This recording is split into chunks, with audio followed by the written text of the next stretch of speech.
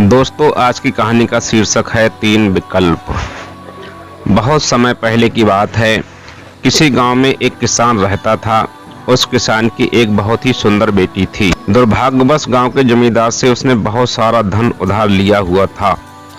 जमींदार बूढ़ा और कुरूप था। किसान की सुंदर बेटी को देखकर उसने सोचा, क्यों न कर्जे के बदले किसान के सामने उसकी बेटी से विवाह का प्रस्ताव रखा जाए। जमींदार किसान के पास गया और उससे कहा, तुम अपनी बेटी का विवाह मेरे साथ कर दो, बदले में मैं तुम्हारा सारा कर्ज माफ कर दूंगा। जमींदार की बात सुनकर किसान और किसान की बेटी के होश उड़ गए। तब जमींदार ने कहा, चलो गांव की पंचायत के पास चलते हैं और जो निर्णय वे देंगे उसे हम दोनों को ही मानना होगा। वो सब मिलकर पंचायत के पास गए और उन्हें सब कह सुनाया। उनकी बात सुनकर पंचायत ने थोड़ा सोच विचार किया और कहा, यह मामला बड़ा उलझा हुआ है, अतः हम इसका फैसला किस्मत पर छोड़ते हैं। जमींदार सामने पड़े सफेद और काले रोड़ों में से एक काला और सफेद रोड़ा उठाकर एक थैले में रख देगा। फिर लड़की बिना देखे उस थैले से एक रोड़ा उठाएगी और उस आधार पर उसके पास 3 विकल्प होंगे। अगर वो काला रोड़ा उठाती है तो उसे जमींदार से शादी करनी पड़ेगी और उसके पिता का कर्ज माफ कर दिया जाएगा।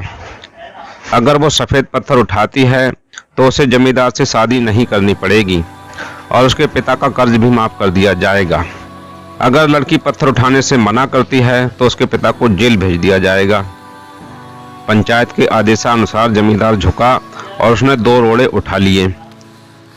जब वो रोड़ा उठा रहा था तो तब तेज आंखों वाली किसान की बेटी ने देखा कि उस जमींदार ने दोनों काले रोड़े ही उठाए हैं और उन्हें थैले में डाल लिया है। लड़की इस हालत से घबराए बिना सोचने लगी कि वो क्या कर सकती है।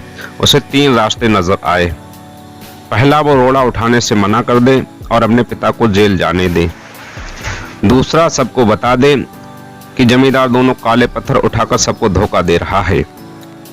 तीसरा विकल्प ये था कि बहुत चुप रहकर काला पत्थर उठा ले और अपने पिता को कर्ज से बचाने के लिए जमींदार से शादी करके अपना जीवन बलिदान कर दे। उसे लगा कि दूसरा उपाय सही है, पर तभी उसे एक और अच्छा उपाय सूझा।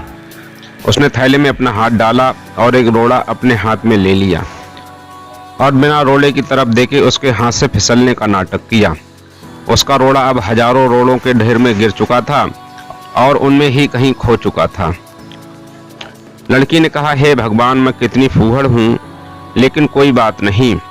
आप लोग थैले के अंदर देख लीजिए कि कौन से रंग का रोड़ा बचा है, तब आपको पता चल जाएगा कि मैंने कौन सा उठाया था जो मेरे हाथ से गिर गया। थैले में बचा रोड़ा काला था। सब लोगों ने मान लिया कि लड़की ने सफेद पत्थर ही उठाया था। जमींदार के अंदर इतना साहस नहीं था कि वो अपनी चोरी मान ले। लड़की ने अपनी सोच से असंभव को भी संभव कर दिया।